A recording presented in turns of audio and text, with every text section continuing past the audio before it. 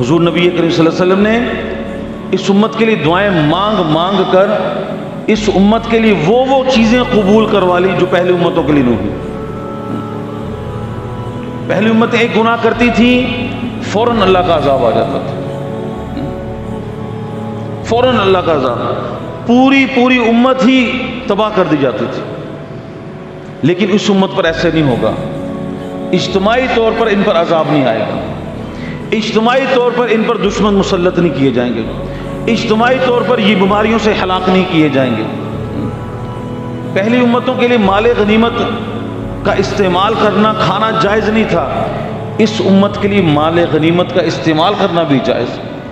پہلی امتیں زکوٰۃ استعمال نہیں کر سکتی تھی، کسی پہاڑی پر رکھ دیتی، جس کی زکوٰۃ قبول ہونی ہوتی آسمان سے بجلی آتی اچک کر لے جاتی، اس کا مطلب یہ تھا زکوٰۃ قبول ہو گئی۔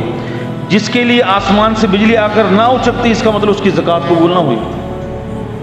پہلی امتیں اگر رات کو چھپ کر گناہ کرتے تھے، دن کو ان کے دروازے پر لکھا ہوتا تھا اس نے رات کو یہ گناہ کیا ہے۔ ہم تو دن میں بھی گناہ کرتے ہیں، تب بھی ہمارے اوپر کچھ نہیں لکھا ہوتا۔ پہلی امتیں اگر ان کے کپڑوں پر نجاست لگ جاتی تو کاٹنا پڑتا تھا۔ اس کو امت کے لیے کیا آسانی کی، نجاست لگ جائے 3 دفعہ دھو لو، پاک ہو جائے۔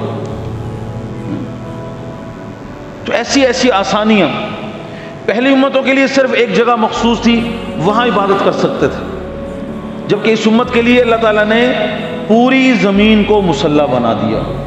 حضور نبی کریم صلی اللہ علیہ وسلم رحمت للعالمین بنا کر بھیجے گئے، ہر ایک کے لیے رحمت بن کر آئے، ہر ایک کے لیے، خواہ وہ جمادات ہوں، وہ نباتات ہوں، وہ جانور ہوں، وہ انسان ہوں، وہ جنات ہوں، ہر ایک کے لیے رحمت۔ جمادات یعنی پتھروں کے لیے رحمت۔ حضرت ابوبکر صدیق رضی اللہ تعالیٰ عنہ گھر میں 2 پتھر تھے، ایک کا نام تھا متکلم، ایک کا نام تھا متقی۔ حضور نبی صلی اللہ علیہ وسلم جب حضرت ابوبکر صدیق کے گھر جاتے تو متکلم آپ کو سلام کیا کرتا تھا،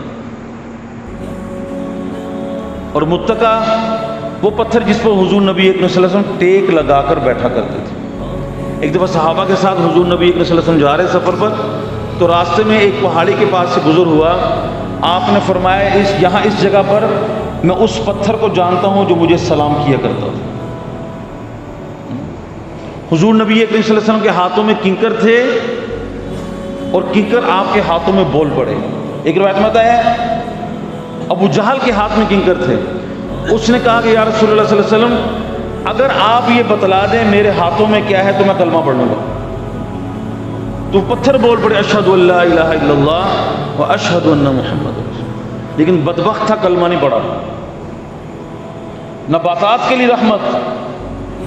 حضور نبی صلی اللہ علیہ وسلم پہلے کھجور کے تنے کے ساتھ، خشک تنے کے ساتھ ٹیک لگا کر خطبہ دیا کرتے تھے۔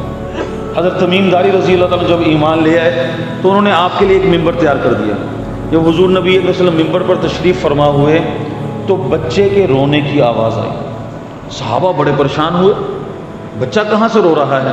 تو حضور نبی صلی اللہ علیہ وسلم ممبر سے اترے اور اس کھجور کے خشک تنے پر جا کر ہاتھ رکھا اور اس کی تھپکی دی، تو بچے کے رونے کی آواز بند ہو گئی۔ تب پتہ چلا کہ وہ کھجور کا تنا آپ کی جدائی میں رو رہا تھا۔